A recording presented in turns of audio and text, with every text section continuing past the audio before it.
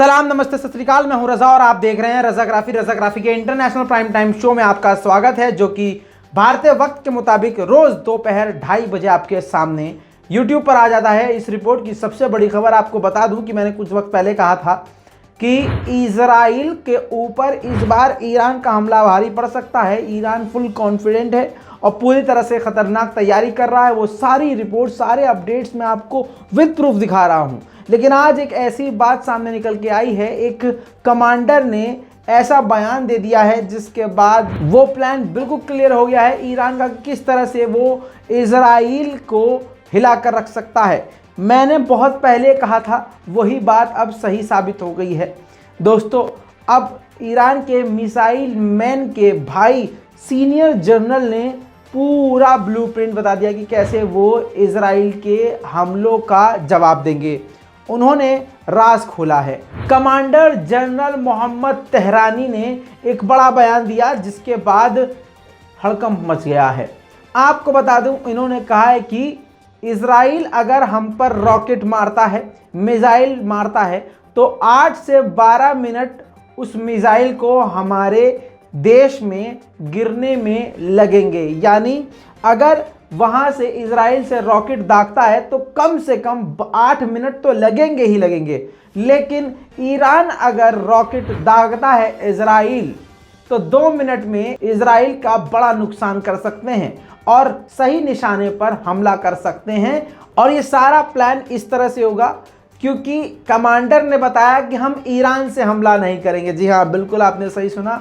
उन्होंने कहा कि ईरान हमला सीरिया से भी करेगा, लेबनान से भी करेगा और गाजा से भी हमला इजराइल पर कर दिया जाएगा। बाकी हम तो अपने मुल्क से करेंगे ही।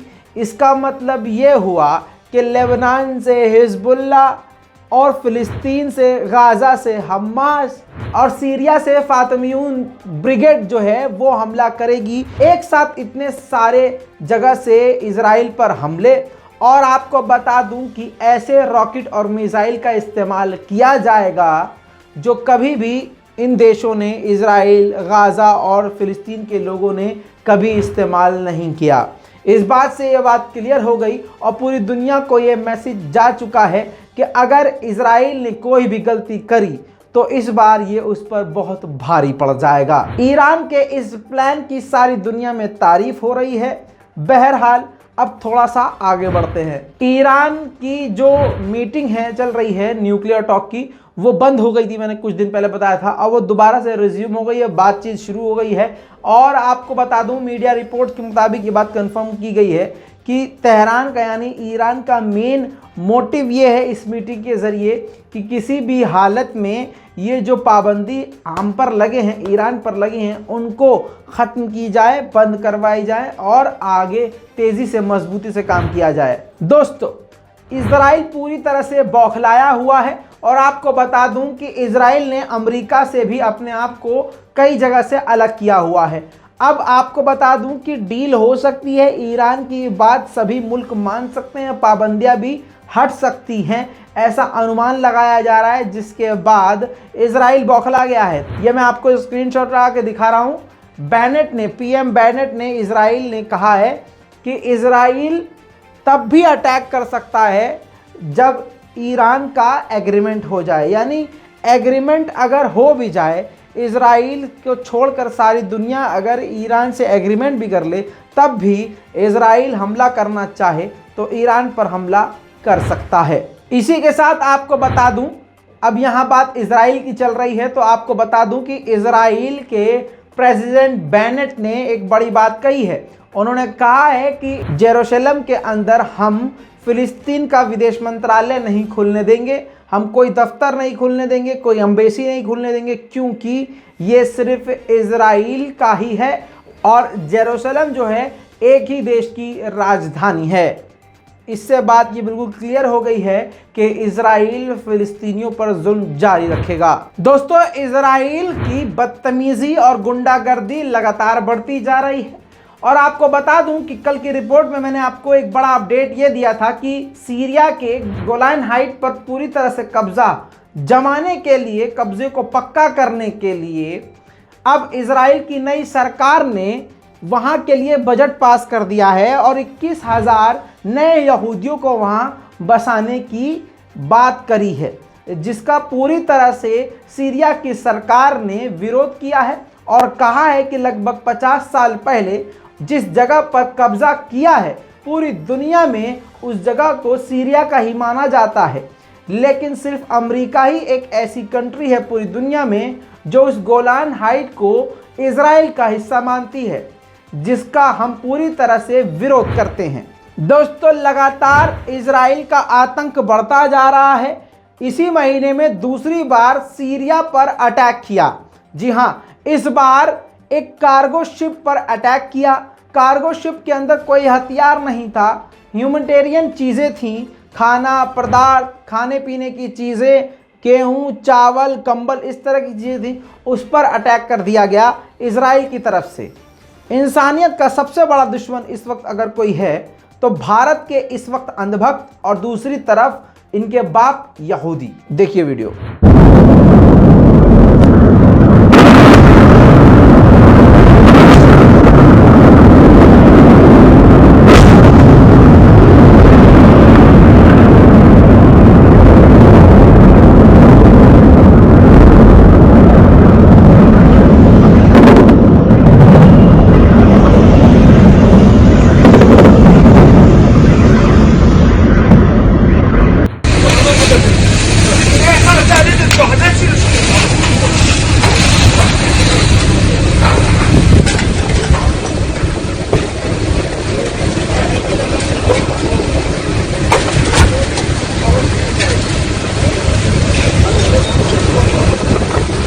दोस्तों, आपको बता दूं कि इजिप्ट, फिलिस्तीन और जॉर्डन ने आपस में एक बार फिर से मुलाकात करी है और मुलाकात करने के बाद फिलिस्तीन के हालात को सुधारने के ऊपर बातचीत करी है और इस बात पर जोर दिया है कि इजराइल और फिलिस्तीन के बीच में फिर से बातचीत जारी हो, जिससे आम जनता के ऊपर जो अत्याचार हो रहे हों वो कम हो। जॉर्डन हमेशा से फिलिस्तीनियों की मदद करता रहता है, लेकिन एक बात ये भी है कि पीछे से ये इजराइल के भी साथ रहता है। जाहिर सी बात है, ये उसकी पॉलिटिक्स है। अगर बिल्कुल ही वो भी कट जाएगा तो भाई जाहिर सी बात है इजराइल उसकी भी नहीं सुनेगा। बहरहाल यही दुआ है कि कुछ बीच का रास्ता निकल जाए और इजराइल का जो जुल्म है फिलिस्तीनियों पर कम हो जाए। दोस्तों, अब मैं आपको ले चलूंगा अफगानिस्तान में महिलाओं का बुरा हाल है। महिलाएं लगातार प्रदर्शन कर रही हैं, सड़कों पर उतरी हुई हैं और अपने हक की आवाज़ बुलंद कर रही हैं, अपना हक मांग रही हैं। उनका कहना यह है कि हमें रोज़गार दो, हमें नौकरी करने की इजाज़त दो, हमें पढ़ने की इजाज़त, हमारे लिए कॉलेज खोलो, स्कूल खोलो, हम जो हम पे पाबंदी लगाई है उन पाबंदियों को हटाओ। आपको बता दूं कि लगातार सड़कों पर महिलाएं उतरी हुई हैं और अब हाल ये हो गया है कि गोलियों से भी नहीं डर रही हैं। देखिए एक छोटा सा वीडियो।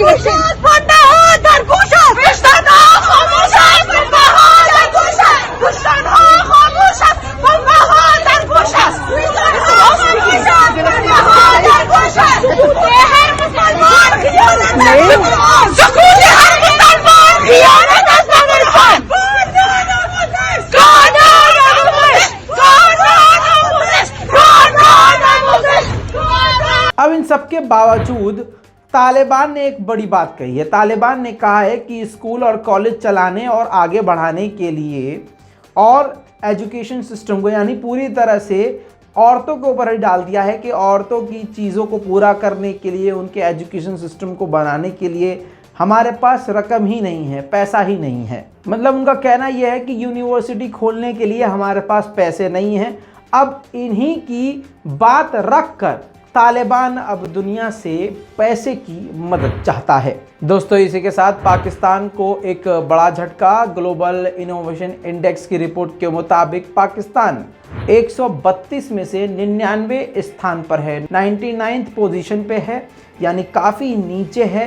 किस चीज़ में? जी हाँ, वहाँ पर इनोवेशन, एजुकेशन, जॉब, वही जो भारत में है, बेरोज़गारी, और लोगों की परेशानियां, गरीबी, गुर्बत, एजुकेशन सिस्टम, हेल्थ सिस्टम पूरी तरह से बहुत ही ज़्यादा बेकार है। वो 99 पायदान पर है। भले ही पाकिस्तानी इस बात को नहीं मानेंगे, इस वक्त वो बिल्कुल भाजपा की तरह ही रिएक्ट करेंगे और अंधभक्तों की तरह कि नहीं भाई हमारा, जबकि खुद प्रधानमंत्री इमरान खान ने इस बात को क्लियर कह दिया था बिल्कुल साफ ज़बान में, और उन्होंने बिल्कुल साफ साफ बोला अच्छी बात है भाई, कोई बात झूठ तो नहीं बोली ना भाई, एक्सेप्ट तो कर लिया कि हम भाई हमारा पैसे नहीं है, हमारा मुल्क एकदम फटीचर हालात में है, देश चलाने के लिए पैसा नहीं है, एक्सेप्ट तो कर लिया था, तुम भी एक्सेप्ट करो भाई। दूसरी तरफ आपको बता दूं कि एक तरफ तो 99 स्थान पर पाकिस्तान है, और जहां पाकिस्तान की बात है वहां भारत की ना हो, ऐसा हो ही नहीं सकता। भारत 44वें स्थान पे है। जी हाँ, भारत की और पाकिस्तान की कोई तुलना ही नहीं है। भारत बहुत ही ऊंचाई पर है फिलहाल अभी। भले ही भारत में इस वक्त अंधभक्तों ने कत्लेआम मचा रखा है, मुसलमानों की जान खतरे में है और ईसाइयों को भी अब मारना काटना शुरू किया जा चुका है। लेकिन बात अगर इंडेक्स की करें तो इस रिपोर्ट के मुताबिक भारत 44वें नंबर पे है और पाकिस्तान काफ़ी नीचे है। और आपको बता दूं चीन 12वें स्थान पे है, और आपको बता दूं ईरान 60 नंबर पर है, 60वें नंबर पर है। पहले नंबर पे साउथ कोरिया है। जी हाँ दोस्तों, साउथ कोरिया पूरी दुनिया में सबसे तेज़ी से तरक्की करने वाला, एजुकेशन सिस्टम वहाँ पर हर चीज़ मतलब परफेक्ट है।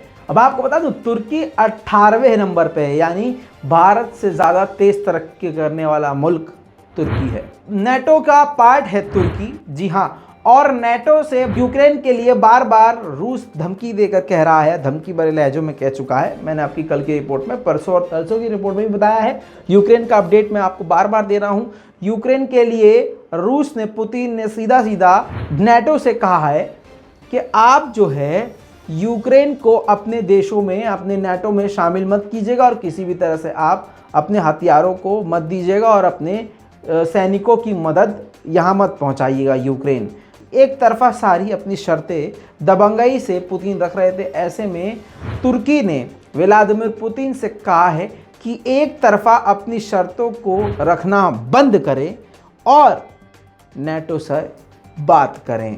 12 जनवरी को नेटो रूस से मुलाकात करना चाहता है, जिसमें तुर्की भी शामिल होगा। तुर्की ने आगे ये भी कहा कि रशिया और नेटो को एक साथ आमने सामने आकर बात करनी चाहिए और दोनों लोगों को ऐसा प्रपोजल लेके आना चाहिए जो दोनों ही एक्सेप्ट कर सकें। इसी बीच में रूस ने, जहां अगर रूस की बात आई तो रूस के बारे में अपडेट और देता चलूं कि रूस ने एक ऐसी ड्रिल करी है जिस ड्रिल के अंदर 100 से ज़्यादा सैनिक मौजूद थे, और ये हवाई ड्रिल थी जिसमें रूस के जंगी जहाज़ों ने ये तैयारी करी कि अगर दुश्मन के जहाज़ हमारे मुल्क में घुसेंगे तो किस तरह से उन्हें वापस ढकेलना है। रूस की लगातार ऐसी ही शक्ति प्रदर्शन की वजह से यूक्रेन और अमेरिका के पसीने छूट रहे हैं। हरिद्वार में मुसलमानों के कत्लेआम की बात पूरी दुनिया में फैल चुकी है। वैसे तो सारी दुनिया के मुस्लिम देश इस वक्त खामोश रहे, नॉन मुस्लिम देश ज़रूर बोले। इसमें अब पहला मुस्लिम देश अगर कोई बोला है तो वो है पाकिस्तान। जी हाँ, पाकिस्तान ने भारत के दूतावास के नेताओं को अपने यहाँ एम्बेसडर को बुलाया, तलब किया और उनसे कहा कि अपने मुल्क में ये जो इस्लामोफोबिया चल रहा है इसको जल्द से जल्द रोके। पाकिस्तान की तरफ से कहा गया कि भारत में ये कार्रवाई लगातार हो रही है मुसलमानों के खिलाफ और भारत सरकार इस पर कोई भी कार्रवाई नहीं कर रही है। ऐसा पहली बार नहीं है, इससे पहले भी कई बार मुसलमानों को निशाना बनाया जा चुका है। हुजूर सल्लल्लाहु अलैहि वसल्लम के बारे में अपमानजनक बातें और मुसलमानों के कत्ल की बातें लगातार बढ़ती जा रही हैं। दोस्तों, भारत का पड़ोसी मुल्क श्रीलंका इस वक्त पूरी तरह से बर्बादी की कगारी पर आ चुका है। पूरी तरह से गरीबी छा चुकी है। अभी तक श्रीलंका इस बात को छुपा रहा था, लेकिन अब ये दुनिया के सामने आ गई है। हालात बहुत गंभीर हैं, आप समझ लीजिए। श्रीलंका की जो मेन सोर्स ऑफ इनकम है वो है टूरिस्ट, जो विदेश से लोग यहाँ आते थे, विदेशी मुद्रा यहाँ खर्च करते थे। इससे जो है उनके बैंकों में, यानी श्रीलंका के बैंकों में विदेशी मुद्राएं होती थी, इससे देश जो है मजबूत हुआ करता था। अब कोविड-19 के चलते हुए लगभग 2-2.5 साल से पूरी तरह से यहाँ पर टूरिस्ट पूरी तरह से बैन हो चुके हैं, नहीं आ सकते हैं। पूरी दुनिया से यहाँ कोई घूमने फिरने नहीं आ रहा, जिसकी वजह से ये देश गरीबी की तरफ जा चुका है। और आपको ये बात अभी तक हल्की लग रही होगी, लेकिन आप समझ लीजिए श्रीलंका ने नाइजीरिया, जर्मनी और साइप्रस में अपने दूतावास को ही बंद कर दिया है, क्योंकि पैसा ही नहीं है अपने एम्प्लॉयज़ को देने के लिए। सरकारी नौकरियां, जैसे भारत में हाल है, सरकारी नौकरियां निकलना तो छोड़ो, सरकारी नौकरों को भी कम करना शुरू कर दिया है, छांटना शुरू कर दिया है। श्रीलंका के हालात बहुत ज़्यादा ख़राब होते जा रहे हैं। आपको बता दूं कि दूसरी तरफ चीन का बड़ा कर्जा भी श्रीलंका पर है। इतना ही नहीं, बैंकों को श्रीलंका की सरकार ने ऑर्डर दिया है कि डॉलर से जो कमाई हो रही है उसका 1/4 हिस्सा सरकार को बैंक दे।